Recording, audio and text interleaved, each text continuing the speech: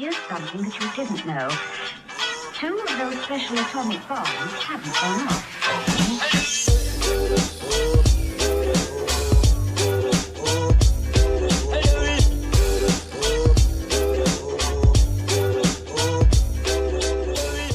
All right, guys, welcome back.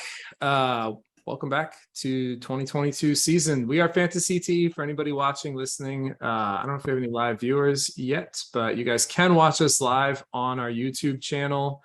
Anytime we are streaming live, we're going to be doing Monday nights again. Welcome back, Lonnie Cox. And on the bottom, we got Vital the Juice. My name is Nick Masick. We are FantaCTE Fantasy Football Podcast. We missed you guys. I missed you guys. So you guys excited for this season? Are you ready to get this thing going? Oh yeah, man. Dolphins are winning the Super Bowl. I'm going to win the fantasy league. It's going to be a good year. It's always fun to start off with unrealistic expectations and go downhill from there. Okay, well, before we get into any of this, there's so much fun news and stuff we got to cover. But before we get to any of that, first order of business, we have our league. We're going to draw names for our league draft order. We got 12 teams this year. We got some guys who left. We got a lot of new blood. I'm excited about it. I'm very excited. We got a really strong league this year. I think it's probably going to be even more challenging than last year. In the ways you want a league to be challenging, you know what I mean? All right, so as per tradition, we will be drawing from this, and it's upside down because the names are already in it, our wonderful Patriots hat, because that's how you can determine everything's going to be fair and nothing will ever be cheated or attributed to any wrongdoing. Any guesses? Any you guys want to venture any bets as to who's first? Do any side bets? Obviously me. Obviously Vital. Okay, we'll see. Here we go. Yeah. First name out of the hat is... Oh my God. Are you serious? Oh! Fuck. That is ridiculous. That's bullshit. I can't believe you called that. I mean, I feel like Babe Ruth right now, bro. Wow, Let me call my own shot. Wait a minute. Do all these say Vital the Juice? Did I accidentally write your name on all this? Son of a bitch, dude. You should be worried about my other premonitions I've made. No, wait a minute. We didn't clarify those. The first name, the last pick, or the first pick? Okay. I'm kidding. It's the first pick. Always the first pick. Vital, congratulations. Feels right. Wow, man. I can't believe it. Your optimism is overwhelming. It's not right. Okay. Any guesses on the second pick? Lonnie, do you want to call this one? I don't know. Yeah, me. Let's go for me. You want the second pick? Yeah, let's go, Lottie. Put it out there. We got Lando Gonzalez. Oh, close. Yeah, it started with an L. Close, but also not even close at all. So Lando Gonzalez. Pick number 2. Vital's already planning. He's already researching. He's like checked out on this whole process. Like, I figure out who he's going to pick first. Yeah, now I know number my 3. We got Brian G. Woo! Brian G coming you in guys coming up number strong. 3. All right, now I hope for last pick. I was gonna say now I feel like I'd rather be closer to the bottom turn. But just as Nope. What I get? That's fourth. I'm fourth. I couldn't have planned this better. You guys are fucking hilarious. Fourth is actually a pretty sweet spot. So I'm fourth. That's what I'm at. Yeah, but right after you said I'd like to be the last pick. Oh man, it's almost like we picked up right where we left off from last season. Oh yeah, with DraftKings. Bro, it's so funny. Exactly what Lonnie doesn't want. It's what he gets as soon as he says. No, you know what I want is this year I want to lose. This year I want to lose, and I'm going to pick my own tattoo. That's not how it works, though. No, we're changing the rules. Can't change the rules now. All right. Fifth was Casey Peruski. Congratulations to Casey Peruski. Number 6 pick is going to Raul Hernandez. One of our all these new guys up front. New additions. Raul Hernandez of Dade County Comedy. Excited about having him in the league this year. He's been following the podcast since the beginning, since the inception of FantaCTE. Pick number 7. Yeah, how's the homie? What do we got? Steve Lamb. Steve Lamb sure to do something weird at pick 7. But also win the league. He's got to go with I Tom know, Brady and win somehow. He's gonna pick Brady at number 7. He for sure is. He's like, yeah, Brady's good. I like him. Don't be fooled. Number 8, we got Jay Filsma. All right, another new guy, Jay Filsma. All right, this is good. So I'm actually happy now because, like you said, Lonnie, falling to like the lower end, the turn at the bottom, you can get some real good value for like that because we do a snake draft. And just as I say that, dude, are we all calling our shots tonight? All right, I get number 9. That's perfect. That's exactly where I want to be. I'm actually drafting 9th in my other league too. It's perfect. So yeah, it's gonna make it real easy for the mock drafts. Number 10, Anthony Turzo. Anthony. Turzo won drafting, I think, second to last year. So Oh, that's scary. yeah, I'm just glad I get to go draft right before Turzo because I'm gonna snake whoever he wants on the turn. And 11, we got Terry Wayne.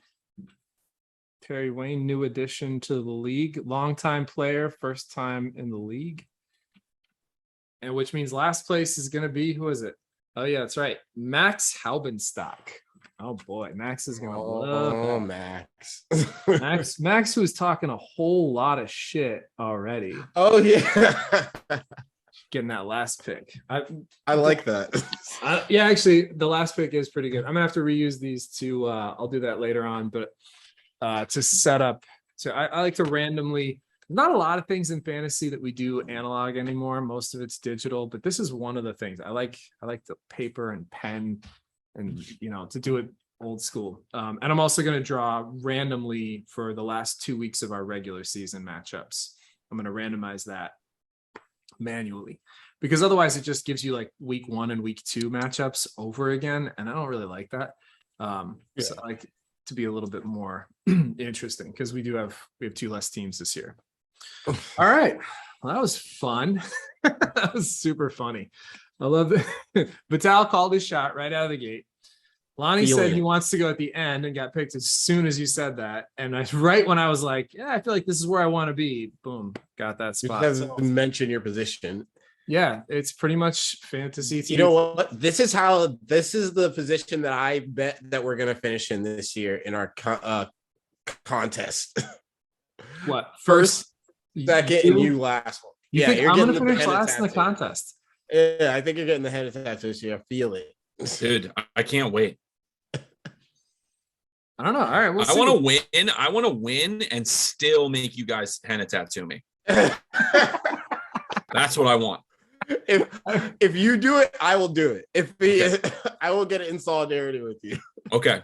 I feel like that's not. No, I don't think we should allow that. I don't think that's. I think we have to stick with. I am the king. If I win, I'm the king. If he wants to do it, he wins. Why not? He's still punishing us. Dude, you can get a henna tattoo for yourself anytime you want anyway, though. Like, it's not like we're going to stop you from getting a henna tattoo. Like, you just do it. Exactly. But I mean, like, this is your one opportunity to put something incredibly embarrassing on our bodies that you get to show. To me, it's very embarrassing that you have to henna tattoo me. That's the ultimate shame.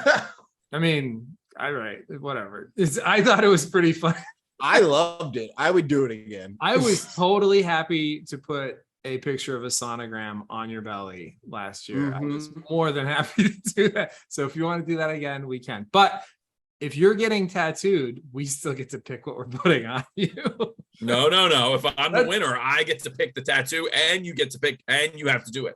Yeah, that seems fair. Mm-hmm. I don't know. And then you have to do it yourself. I mean, I guess. I don't know. Right. There's 2 tattoos. Why would you waste? You're going to get one for yourself and for one. Yeah, I like that punishment for Lonnie. Now that I'm the king, you have to put a tattoo on me. Yes. I think that's fair if he wants to do it.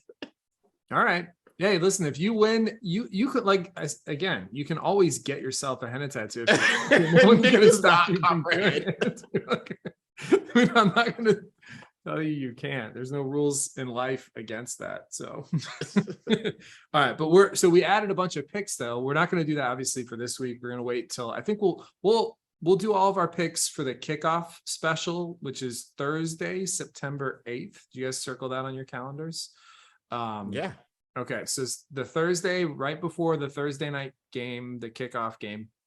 We'll do a short podcast and we'll announce all of our picks for division. We're doing division winners. We're doing full division placement this year, which is going to be so division winners, all the places in the division.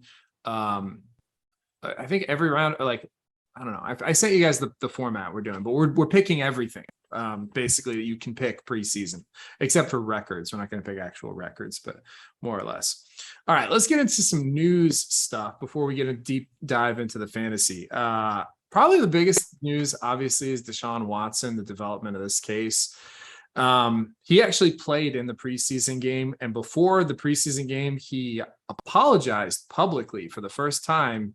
He didn't say specifically what he did. He was just like, I'm sorry for making anybody feel uncomfortable who I made feel like. It was like, it was weird because he didn't like acknowledge that he did anything wrong. But I think he used really, really great wording that I want to use from now on in my life. I'm sorry for anyone that I impacted. Like whenever I do something terrible to someone, allegedly, I was like, sorry for anyone that I've been impacted. Yeah, it was something like that.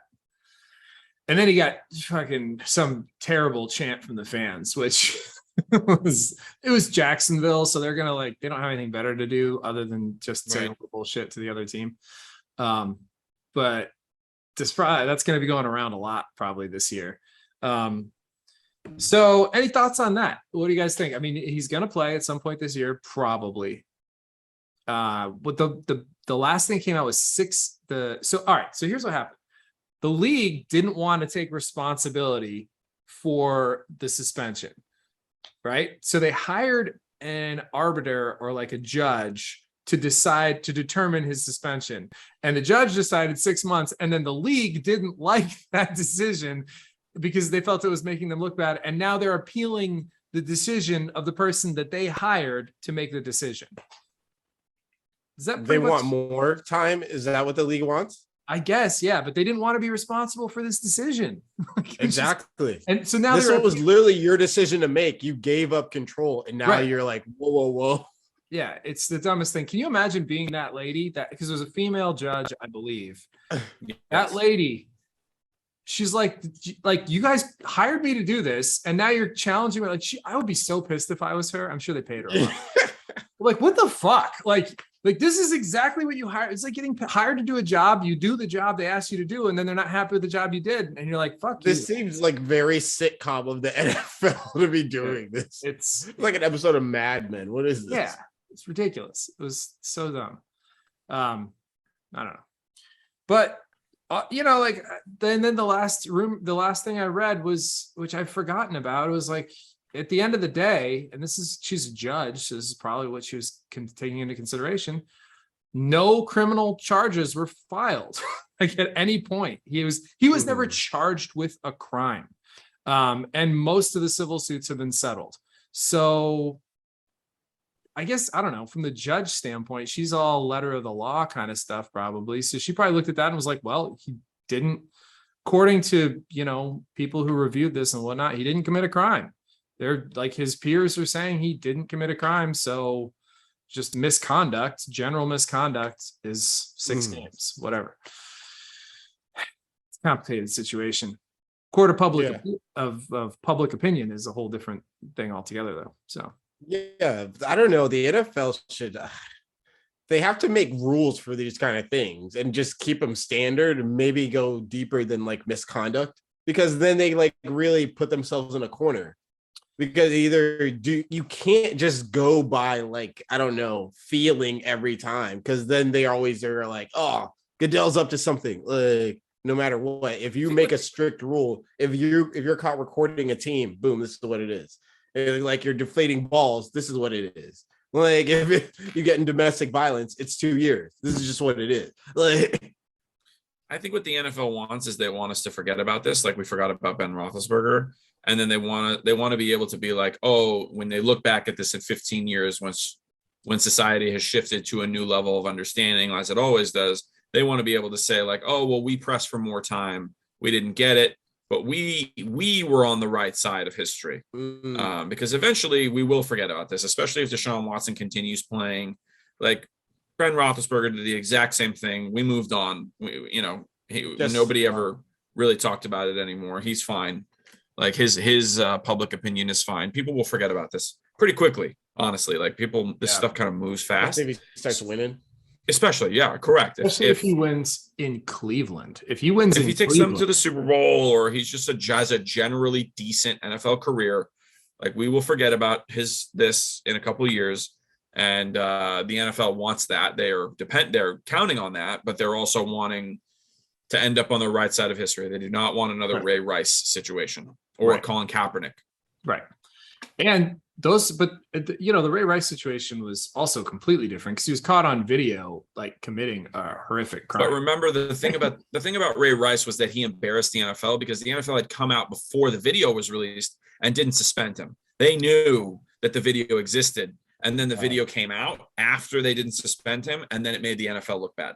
So now, ever since then, the NFL has been overly punished. They've over punished rather than under stuff ever since Ray Rice. Because they don't want to get embarrassed again. Sure. Which is kind of another thing that happened with Colin Kaepernick, is that they were embarrassed by the fact that it was, very clear that they were like colluding to not let him back into the NFL. So right.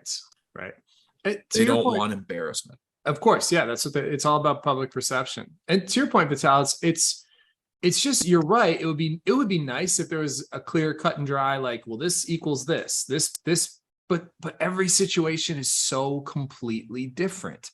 And so like each one of them has to be measured. It's not like players' misconduct fall within specific, like, well, he did this, but it's, you know what I mean? Especially because if they're going based on criminal charges, like, because they could just be like, no criminal charges, no suspension. You know what I mean? That would be like the easy thing to do. Like, well, if the law says they didn't break a law, then we're not going to penalize them. That would be the easiest, only clear cut and dry thing. But they don't want to go by that because, again, like Lonnie said, it's the court of public opinion. It's public perception, and public perception supersedes the rule of law in many cases. And that's what they're up against. And that's why it's so hard to say, well, if you do this, you get this. Well, according to the law, he didn't do anything illegal, or at least not criminal. I don't know if, like there's so many shades of gray with this whole situation. This does bring up interesting. But this actually ties into a very interesting rumor, because Jimmy Garoppolo situation, there've been talks about him getting traded. He cleared his physical. Trey Lance is going to be the starter in San Francisco. Jimmy is on the trade block, and they're just kind of waiting to find the right situation, the team that wants him. And one thing I heard is that the Browns are in play depending on what the number of games ends up actually being after this appeal. So I heard like 8, probably not 10, probably 12, almost definitely they will try to get Jimmy G. Because you're talking about a guy who can put you in a position with that roster's nice. I mean, receiver, they're a little bit iffy. But that roster looks good, man. That roster is nice, and you could possibly, it's a tough division, but the Steelers aren't that great. The Ravens have some issues. The Bengals look good, but like that's a division that you could realistically come out and put yourself in a position to be in at least a wild card, especially the guy like Jimmy G at the helm. And then you got Dashaun Watson down the stretch. If he plays lights out football like he's known to be, like apparently he is in camp, he's still a stud. They're saying by all accounts, they could make a run this year if they have Jimmy come in and do like a, most of the year fill in, which pretty interesting argument there. I've also heard talks about Jimmy G to the Hawks. I don't know. There's a couple other potential landing pads for him. The Hawks?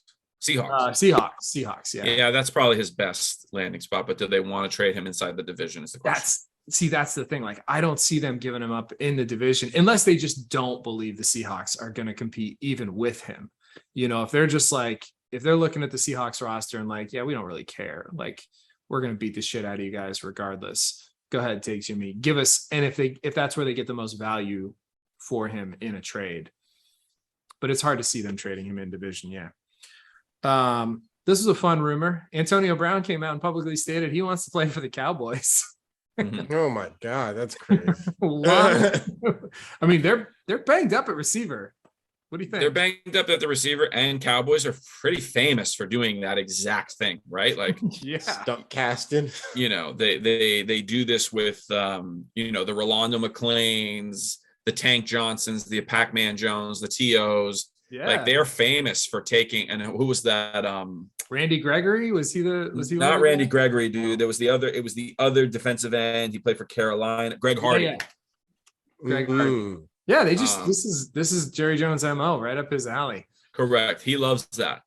Now, to his credit, he gets production out of those guys. Like, those guys don't usually come and do bad. Like, they come in and they play.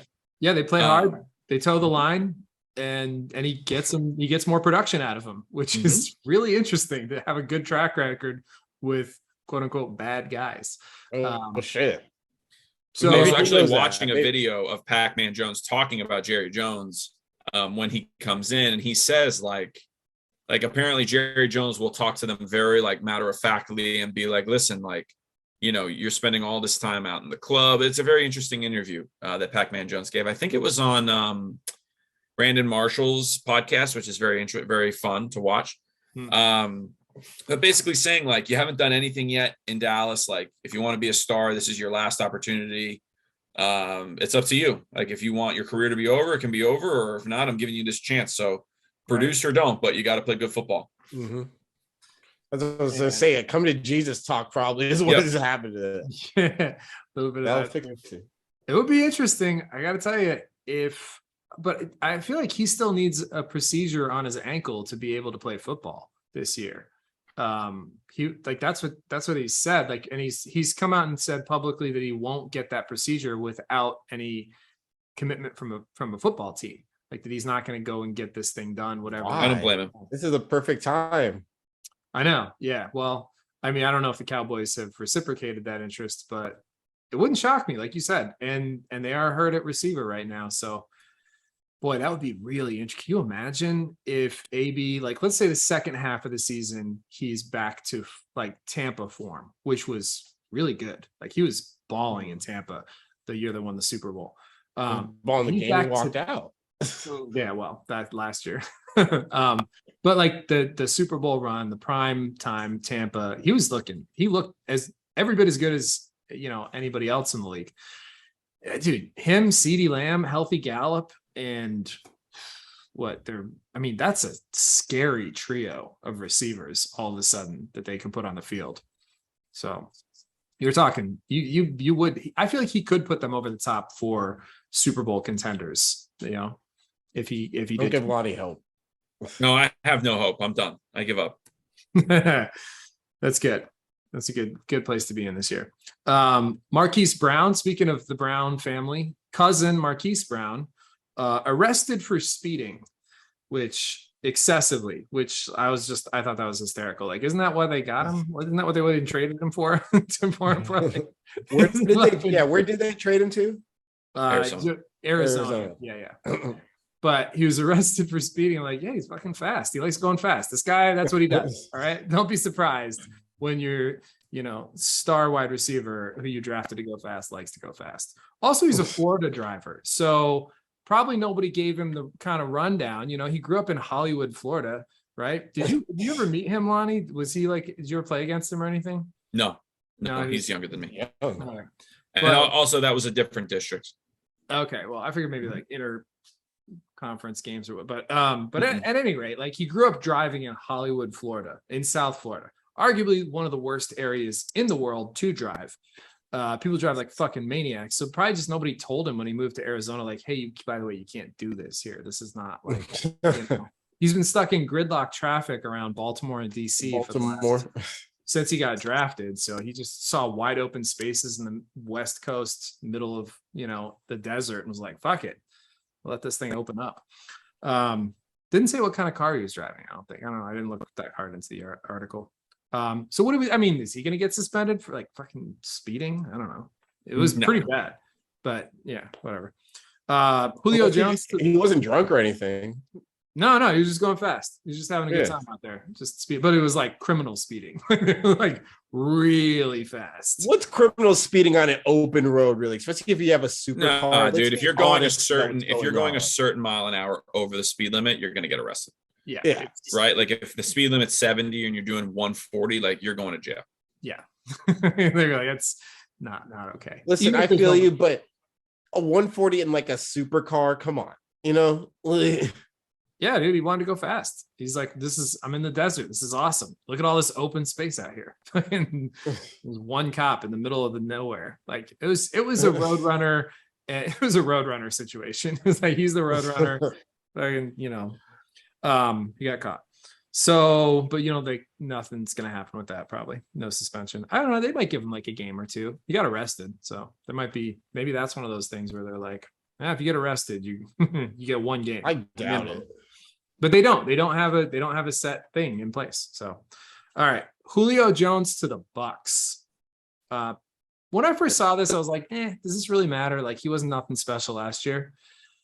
But now they're saying he's having the best camp of any receivers and that he looks healthy all of a sudden again.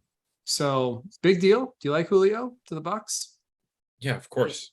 Yeah, I kind of like it too. I feel like Brady's gonna try to, get him a Super Bowl before he goes out. I like it. I think fantasy wise, I like him in the late rounds. It's hard to predict the Bucks receivers because now the ball is going to be, I feel like, going to get spread out a lot more. But Julio, maybe for the first time in his career, is going to be more touchdown dependent, which he never has been before. He's always been one of those yardage catch guys and big body. Did him and now you got him and Mike Evans on kind of short yardage situations, end zone situation. That's gonna be red zone situations. That's a crazy end zone team. Dude, that's tough to defend. It's almost like he's replacing Gronk, it feels like. Chris Carson retires. That was not a huge surprise. Did you guys have him last year? I don't think I had him. He's pretty banged up. He's had that like neck nerve injury. And then this was kind of a little bit of a surprise, but also a health reasons kind of thing. James White retired from the Patriots.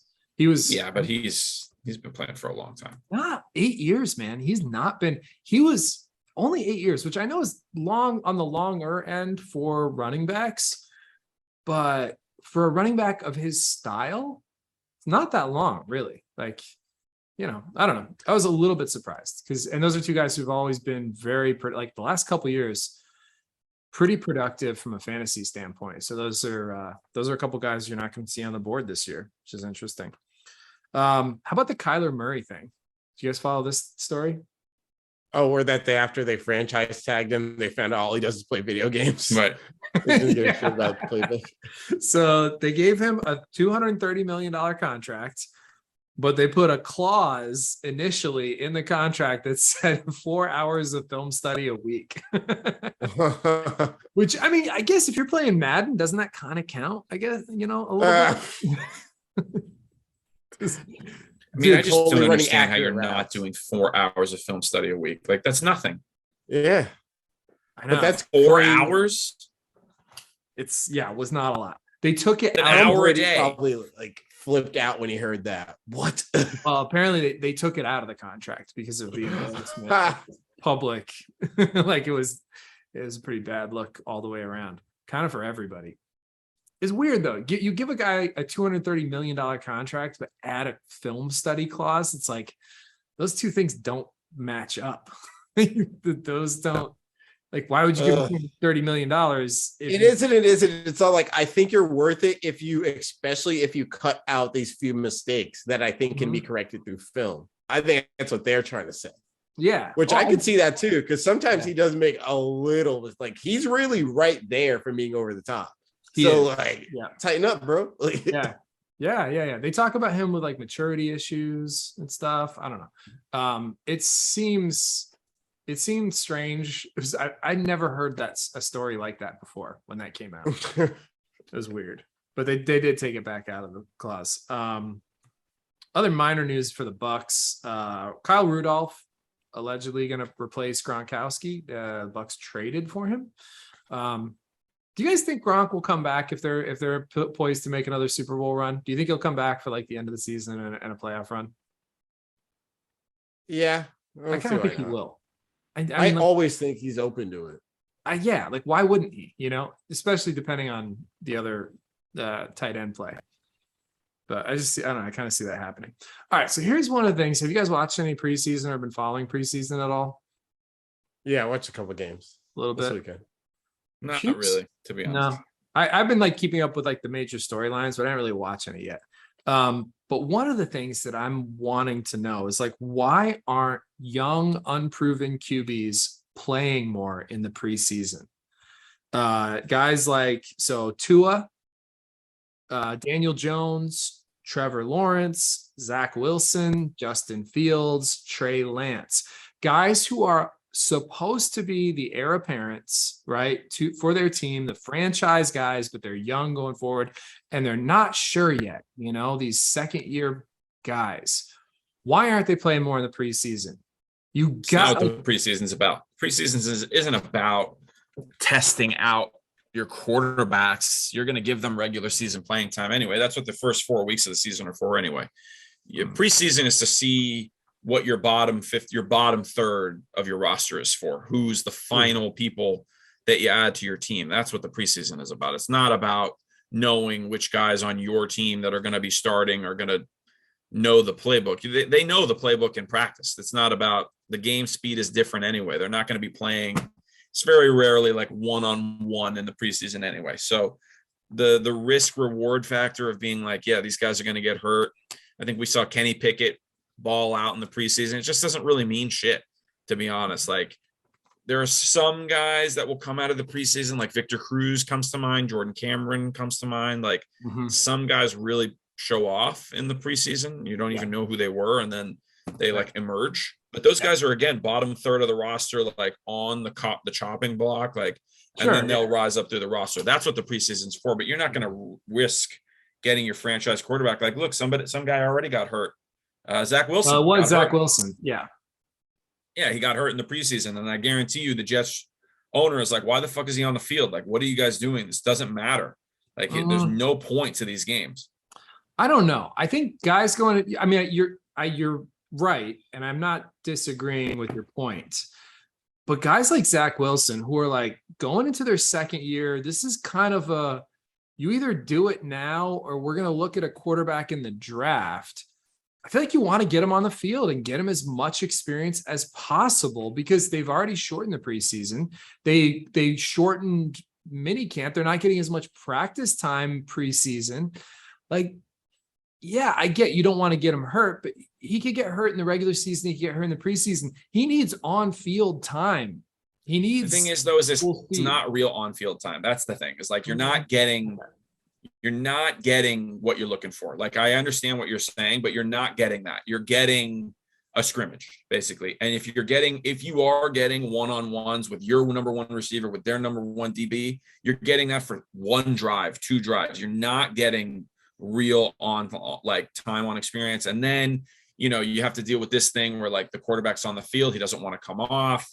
You're dealing with all this stuff. And I think from my end, if I was a coach, like you're not even suiting up. Like, don't even get ready. Maybe on the last game of the preseason, we'll get you one drive, but no, you'll play in the regular season. You'll play in practice, and we'll gear you up. But no, you're not going to get hurt to play the fucking Jaguars. You know what I mean? I mean, you're right. I get it. I still kind of would like to see those guys play a little bit. Well, the thing is also if you are ready to move them on, right? If you're like Zach Wilson, like this is it. This is your year. You have this year to prove yourself. And then they get hurt in the preseason. Then you're like expanding that a little bit more. And like, it's like, oh, well, what if he wasn't hurt? And okay, but you're saying like you think they're more likely to get hurt in the preseason than they are in the regular season then? No, I'm not saying it's more likely. I'm just saying the risk reward. It's like if you get hurt in the regular season, like, yeah, you're trying to win football games. Like people get hurt in the NFL. But if it's a preseason game and your owner is like, why is my number one quarterback getting surgery because we were playing the Broncos in the preseason? It's a hard sell. as opposed to like, no, we're out here trying to win football games. Like, I'm yeah, with that Lonnie, happens. man. Getting hurt in preseason is a It's goofy nonsense. look, The dude. preseason It does looks not need to crazy. exist. I'm sorry. They need to get rid of the preseason. I'm If they were going to do that, they should just with you. they should just expand mini camp or training camp by like a Well, week, I would say. But but like the whole point of it is for the bottom third of the roster. That there's no point. But for that reason, they do need to keep it though, you know. And what about Sure. for the teams that are actually having legit quarterback battles, right? Like the Panthers, they kind of need to Pittsburgh. see which guy's going to come to the top, you know, which But guys I gonna think, come to the but top. my point is that they're seeing that in practice. You're not going to see anything in the preseason that you're not seeing in practice, right? This is not I disagree a little. professional competition. It is professional competition. It might not be the highest level of professional competition, but it is still professional athletes, professional football players playing against other professional football players that they want to beat. So I disagree slightly in that regard. I think it is still important. It is still valid. I'm glad they cut it down a game though. That's definitely for sure. All right. Well, so sorry, you have more to go ahead. Give me more. Did you have more? No. Okay. All right. That's good. That's good stuff though. And it does make sense. You make very good points. Along the lines of the Wilson injury though, I guess Robert Saleh came out and said that he has all the faith in the world in Joe Flacco, which is really good. Because I don't know anybody else who does. This So. 10 years ago? Yeah. It's just like the coach saying the thing the coach is supposed to say, fucking Flacco. We're going to see Flacco with the Jets. I'm really curious of those guys. All right. Of those guys that I listed though, how many of those guys do you think are going to establish that they are franchise quarterbacks this year? Let's say Tua. Do we think Tua is going to establish himself as a franchise quarterback this year? I think he has his chance, right? Like, I think this is it. Of course, he has the best chance. Dude, any quarterback would be drooling over this offense. I think Tua in particular has a great chance because he already connected really well with Waddle, and now like Hill's going to take at least double coverage out there, so he's already has a connection with Waddle. Sure, his yards are going to look great. I heard Cedric Wilson's also looking really good in camp. He's like a fantasy flyer. I mean, I've heard that Tua has looked good in camp. So right, yeah. How Let's can see. all those guys look good without Tua looking good? So, so we think you guys think Tua is a yes. You think he's going to get the nod? I think I'm not like, yeah, absolutely, it's going to happen. But I think that the team is set up very well for success. You've got a great defense. I think they shored up the offensive line, if I'm not mistaken. I think they've got some pieces there. Yep. So, you know, they've got a good running game for the most part, kind of. Oh, dude, they loaded their backfield up. I mean, they got a lot of options in the running game. A lot of different I know they have Raheem styles. Mostert. They have the fastest team in the NFL. Like, right? For Like, sure. they have the fastest offense in the Receiving NFL by core, far. probably. Not even close. Yep. So, let's see. Yeah. And This is a weak division too. So Yes. if they don't make the playoffs, what do you mean? What Yeah, division who's good is in their weak? division? The Bills. The Bills are really good. The Jets look like a disaster again, or at least a work in progress. And the Patriots are, I mean, they might have a 8-8. good, or maybe if they They're an 8-8 don't- team. Yeah. If they don't sweep the Patriots this year, that's a missed opportunity for the Dolphins, I say. We That- swept you that's guys not- last year. Huh? We swept you last year. Yeah, well, you should have. I mean, Yeah, but it's not like we do this all the time. It's not like my a point thing. is the Dolphins are set up for success. It's not like they're in Yeah. the AFC West, you know, they're in a very winnable division this year. Couple teams that are building, and the Bills, obviously, dude, those Bills Dolphins games are going to be fun. That's going to be good TV this year. Okay. So Tua, we think yes. Daniel Jones, do we think this is his last year as a starter? Or do we think he turns it around and gets it going? He's pretty young still. I think this is his last year as a starter, and he's going to get traded somewhere as a backup. If maybe this year. Yeah, I'm with you on that one. I don't think he's going to do it. I think even though he is pretty young, I still think if he doesn't do it this year, he's done. But I don't think he does it. Lonnie, you think Daniel Jones? No. No, I mean, they were ready to move on from him last year. I don't know why. I don't remember exactly what happened, but I remember two people were about to leave, and then they at the last minute they kind of changed their mind. But he was done last year. Yeah. Why aren't the Giants in the Jimmy G sweepstakes? I feel like that would be a pretty good move for them. He's kind of Hollywood anyway. He's a Hollywood. Maybe they are. Maybe they are, but you don't hear him talking about it. I mean, Yeah, but that doesn't mean anything. That's true. Yeah, that seems like that would be a good fit. I don't know. I'm sure that phone call has been made. Yeah. Trevor Lawrence. Do we think Trevor Lawrence is going to make year 2 leap and people are going to be saying, yeah, he is the guy we thought he was? I think he's going to make a step forward. I don't want to call it a leap. I don't think he's going to be solidified unless Jacksonville has to get that team solid for him to look good. But I think he's going to become a little better. What do you think, Lonnie? You know, the thing about Trevor Lawrence is, again, like, he's really exactly what Vital's saying. It's like, it's hard to say, man. It's like he's on such a shitty team. He doesn't have the resources really to like prove himself in a way. Like, I just. Well, we got new head coach this year. Remember, new system, better support system, better receivers.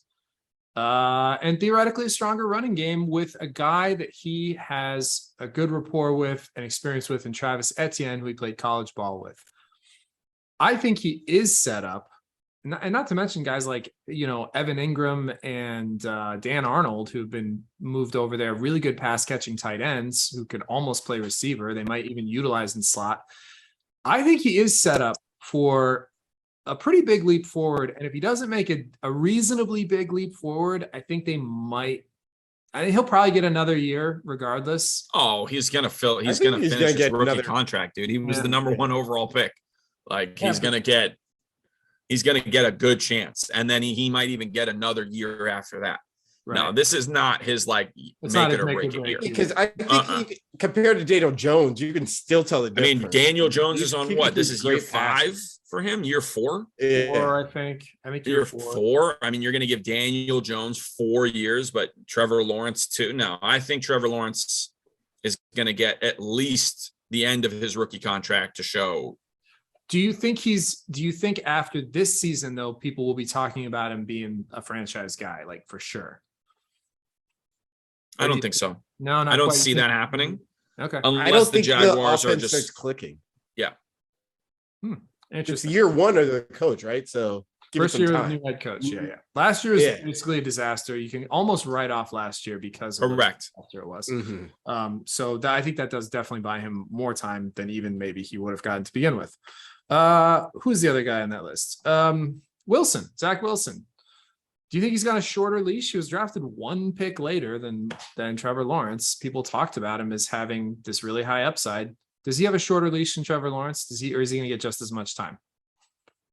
I think this is actually his make it or break it year. I would agree with that. Yeah. Because even when he is out there, you could tell the talent level. I don't know. The Jets have had they are comparable teams, but I don't know. I don't see it as Zach Wilson.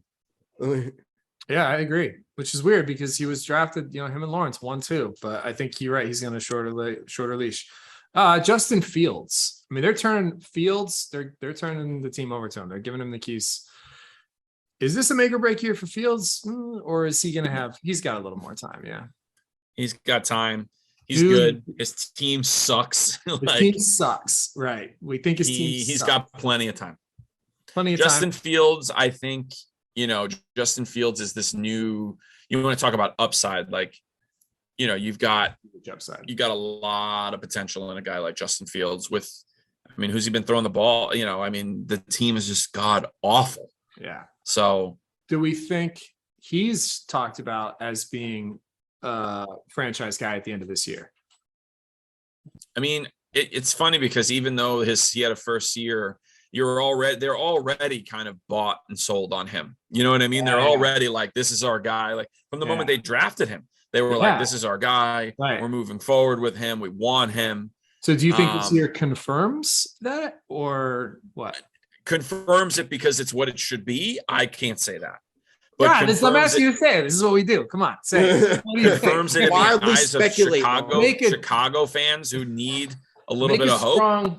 Make your prediction. If you had to guess one way or the other, Lonnie. No, the answer is no, not for me. I wouldn't say that Justin Fields and the Chicago Bears are going to make a huge leap in a tough division.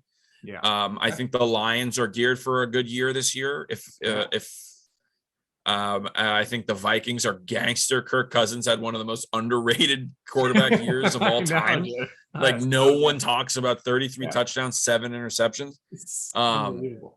Just balling, just throwing just dominating at the quarterback position. Slinging and then the Packers, and then the Packers, that's a tough division. That's a tough division.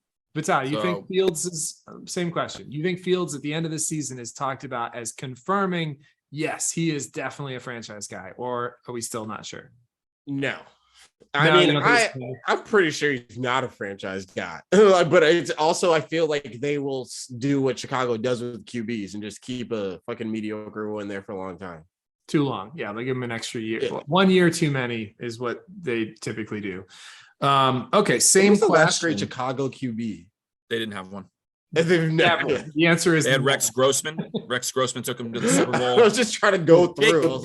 Jay Cutler was pretty good for them. Let's be honest. Jay Cutler was pretty gangster. He was good. He had some solid games for them. Like Jay Cutler, Matt Forte, Alshon Jeffrey, Jimmy Graham. That team was pretty stacked. Yeah, they were pretty good. Lance Briggs, that was a good team. Yeah, Nick Roach. Tough out. Dude, they definitely went to at least one NFC championship game. They went to the Super Bowl. I mean, Rex Grossman, they went to the Super Bowl. Rex Grossman. I'm talking about Jay Cutler, though. I think Cutler played. Jay Cutler, I believe they did go to an NFC championship game, or right around there. I think they lost to the Saints.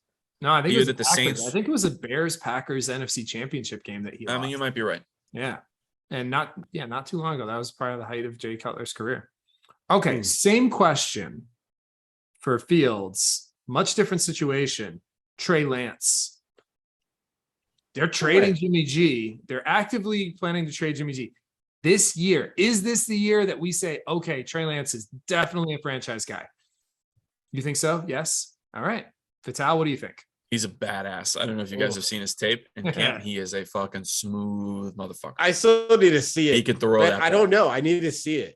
He looks like Pat Mahomes. He has that swag, that Brett Favre, move right and left, look right, throw left, drop it in on the move. I mean, we're gonna have an answer. I want the answer to be yes because I like good football, but I don't know, man, honestly. But he's a stud. We're gonna have an answer this year, I guarantee it, because their team's set up to win. Let's just put it this way: their GM, John Lynch. He's had them go back to the Super Bowl almost 3 years, almost 3 different iterations, right? He's taken 3 different versions of that team almost to the Super Bowl. Yeah. I mean, last year, what were they doing in the NFC Championship game? That team did not.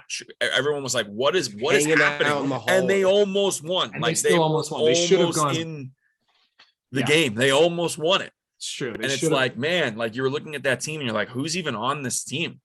And well, they have one guy, right? But I'm just saying, you take one guy, and then that's the guy who drafts Trey Lance 3rd overall.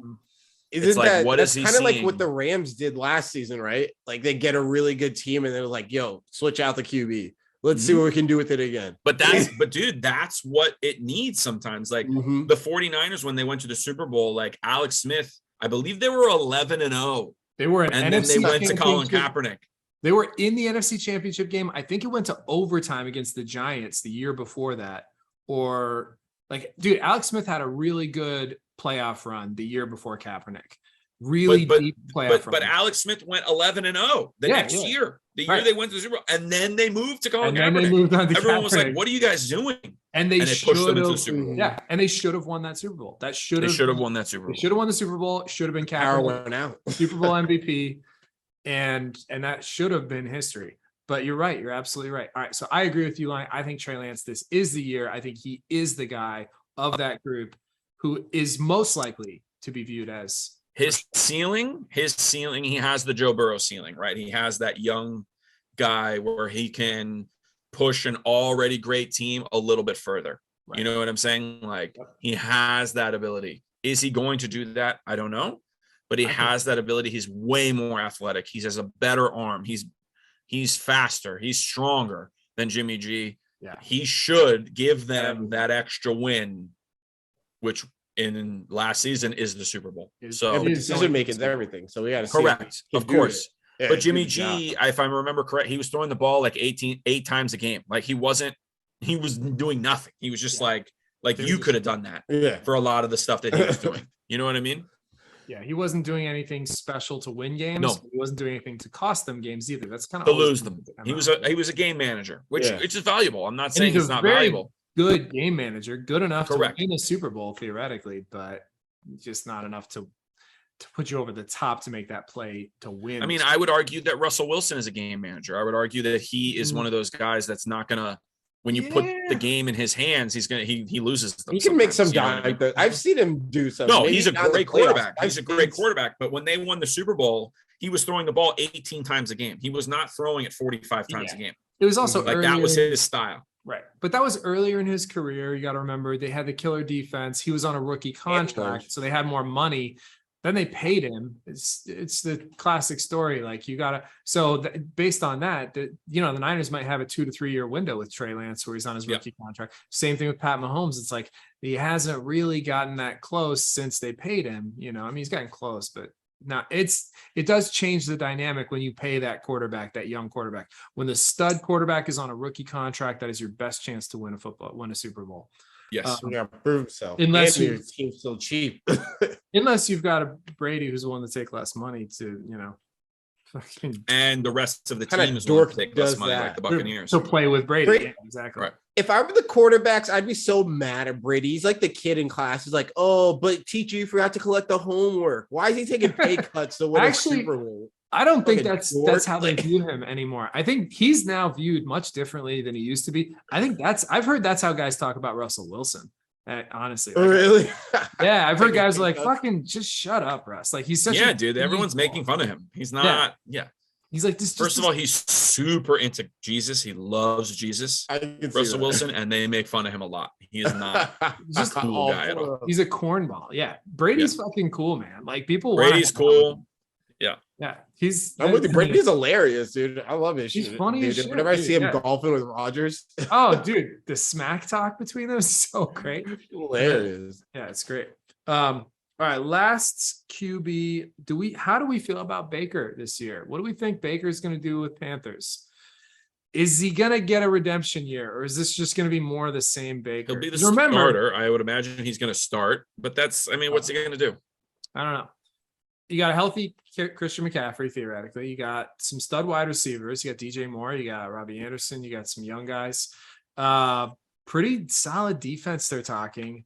And let's remember the last time we saw Baker healthy, he almost beat the Chiefs to go to the Super Bowl. Or was it? He almost beat the Chiefs in the playoffs.